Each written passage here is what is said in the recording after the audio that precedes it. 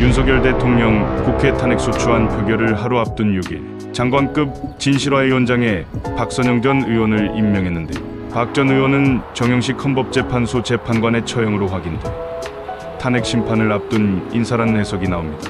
윤 대통령은 이날 오후 6시가 다 된 시각에 박선영 전 의원의 진실화위원장 임명안을 제거했습니다. 정치적으로 예민한 시기에 윤 대통령이 굳이 인사에 나선 배경에 눈길이 쏠리지 않겠습니까? 이것은 스스로 임기를 중간에 끝내는 일은 없을 것이라는 의지의 표명이라는 평이 나옵니다. 그런데 박선영 전 의원은 정영식 헌재 재판관의 처형이라는 사실이 알려지고 있는데요. 이를 두고 정치권 안팎에선 윤 대통령이 헌재 탄핵 심판을 염두에 두고 인사에 나선 것이라는 해석도 나옵니다. 현재 6인 체제로 운영되고 있는 헌법재판소는 중도 보수 4명과 진보 2명으로 분류되고 있는데요. 이 중 윤 대통령이 지명한 정재판관은 보수 성향이 강한 인사로 분류되고 있습니다. 이런 윤 대통령의 행동을 두고 탄핵 심판에 앞서 굳히기 사전 포석이라는 말이 나옵니다. 한편 더불어민주당이 4일 비상계엄령을 선포한 이유 등으로 윤석열 대통령에 대한 탄핵소추안을 발의한 가운데 탄핵 심판 기관인 헌법재판소가 6인 체제로 운영 중인 점이 변수라는 전망이 나오고 있는데요.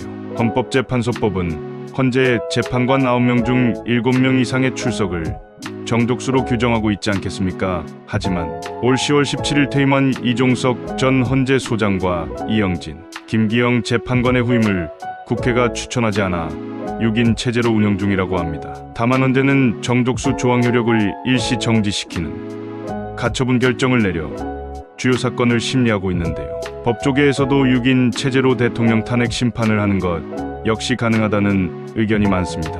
이때 탄핵 인용 결정을 위해서는 재판관 6명 이상의 동의가 있어야 합니다. 즉 6명 체제에서는 만장일치로 찬성해야 가능하다는 의미가 되겠습니다.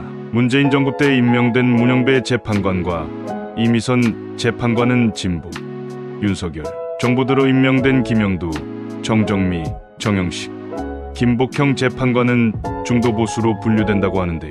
윤 대통령 몫으로 지명한 재판관은 이번에 임명된 박선영 진실화위원장의 제부인 정영식 재판관 1명뿐입니다. 이러한 사정 때문에 탄핵 결정 가능성을 섣불리 예측하기 어렵다는 전망이 나옵니다. 9인 체제에선 한두 명의 반대에도 탄핵이 가능하지만 6인 체제에선 전원 찬성이 있어야만 가능하기 때문입니다.